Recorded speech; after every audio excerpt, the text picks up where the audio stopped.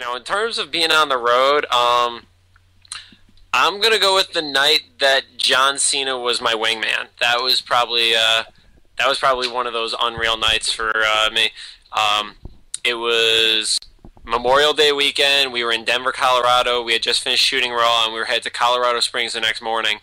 And I get a phone call, and my nickname on the road was always Pee Wee.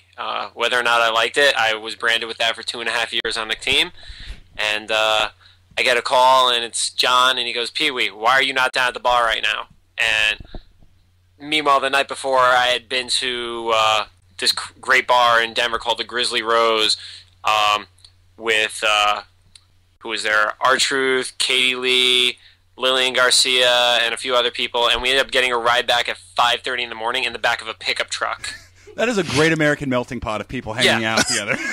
Oh, and Spanky. Can't forget Spanky. So all of us are laying down in the back of the pickup truck because it's freezing freaking cold, and we don't want to fall out of this thing on the highway on the way back to the hotel. So I'm already exhausted. We just did a full TV taping of Raw, and I get a call saying, why are you not at the bar? When you get that call, you go. No questions asked. It's literally, I'm going to put my clothes on right now, leave the hotel room, and I'm going to go down to the bar. So I meet up with John, Maria, Mickey James, Michael Cole, one of our security guys, talent relations guy, 2 other writers. And, we're hanging out at the bar. John's buying drinks. He was getting $2 cans of PBR. So every time you turned around, there was 7 more cans of beer on the table. And if anybody knows me, I hate drinking beer. But if John's handing me a beer, I'm pretty screwed and I have to drink it. Right.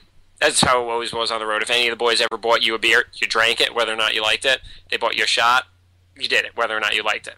And then all of a sudden, John comes over with 7 rocks glasses, all filled with this clear liquid, and then 7 other rocks glasses. And all of us are looking at him like, what the hell is going to go on?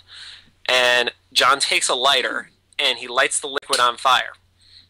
And it's in the glass, and he puts his hand on the top of the cup.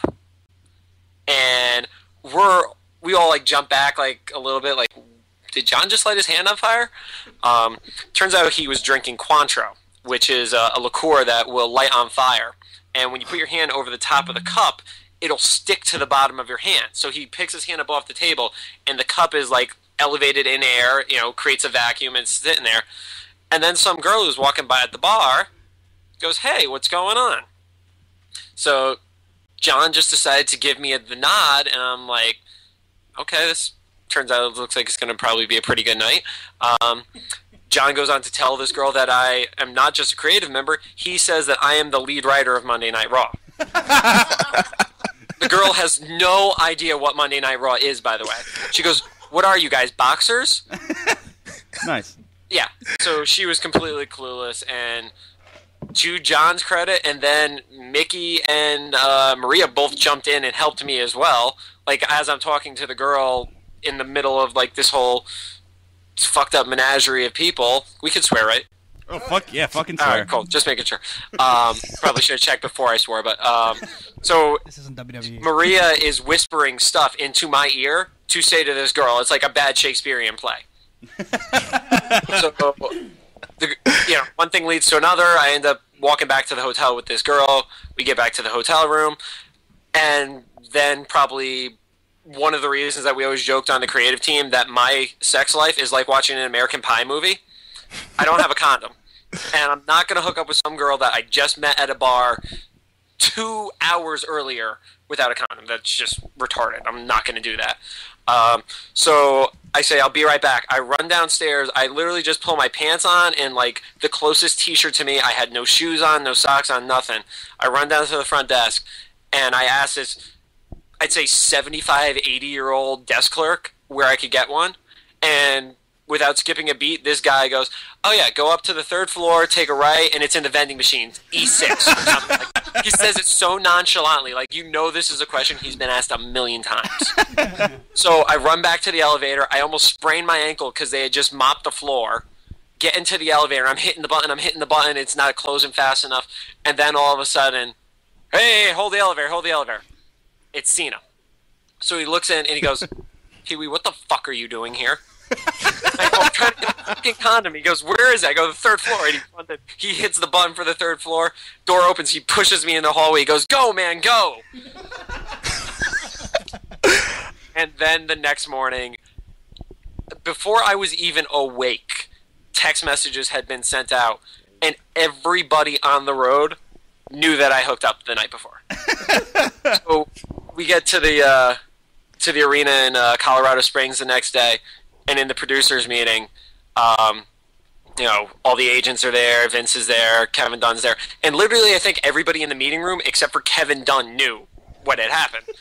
So they were joking about Colin Delaney and saying, I think Colin needs a tag team partner tonight, and they're Colin and I are pretty much the exact same build. He just has longer hair than me. And Vince goes, you know what? He needs a partner. Who would be a good partner for Colin? And everybody in the room starts looking at me, joking. And then Vince is like, no. We need somebody who knows how to talk to girls, so he can help Colin out. And so Vince goes, John, is there something you'd like to tell the room? And one thing I learned was if you ever sold for the boss, you were screwed. Like, you just had to let everything roll off your back and just be nonchalant and have fun with it and smile, and you were golden. So as soon as he goes, he tells me if, you have anything to say it. I stand up, I look at the entire room, and I proudly say, yes, I got laid last night. And Kevin Dunn does a spit take. That is my Denver, Colorado story. That will work, yeah.